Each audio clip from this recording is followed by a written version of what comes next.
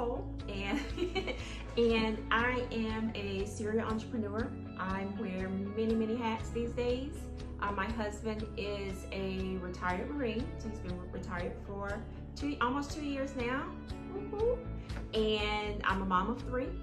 And I'm juggling several businesses nowadays, from my brick and click artisan gift shop.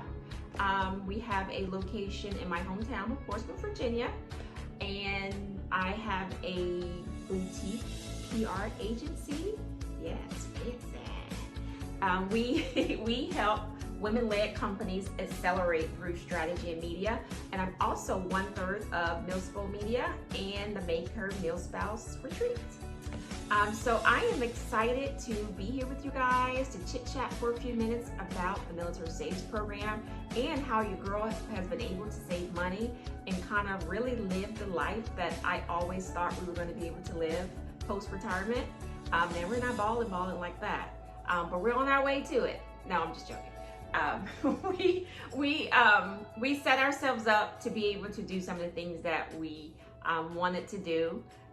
And we're proud of that. So I want to be able to share with you guys some of my savings tips over the past, 5, 6, 7 years maybe, I guess. I don't know. So I'm going to interview myself here and read the questions from my computer screen.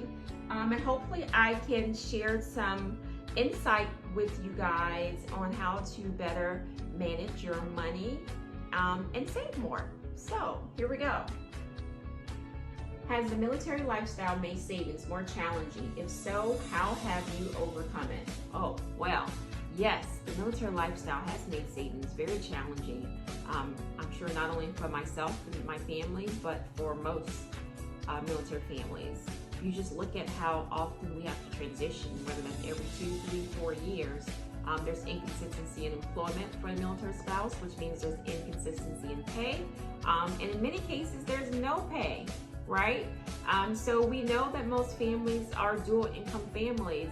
And when that transition happens, it's typically the military spouse who loses her income and have to start that job search all over again.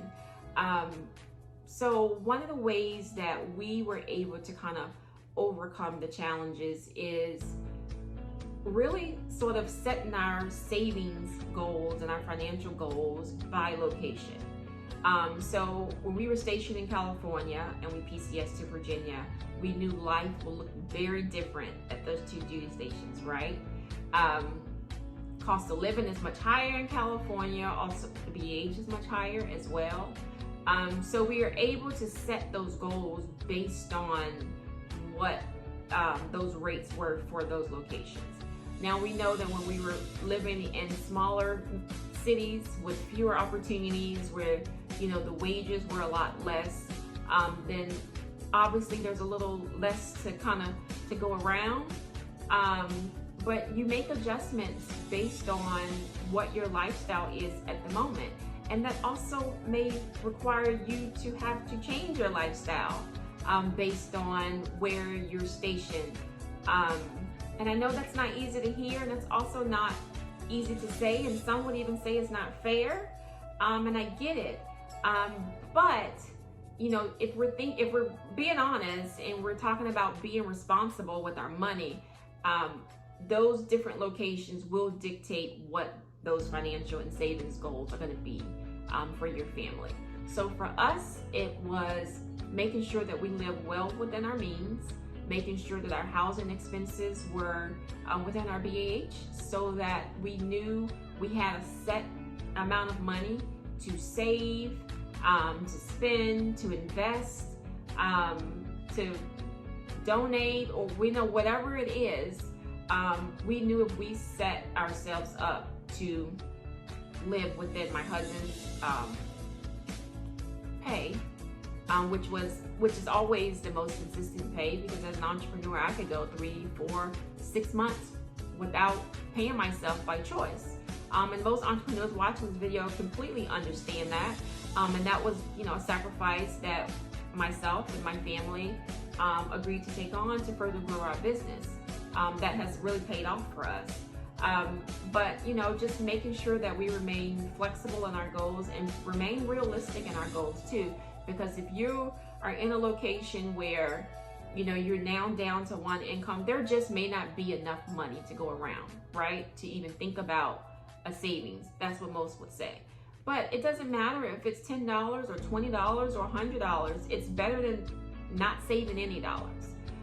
So just be realistic in your goals and just try to be flexible where you can, and reward yourself even for the small wins.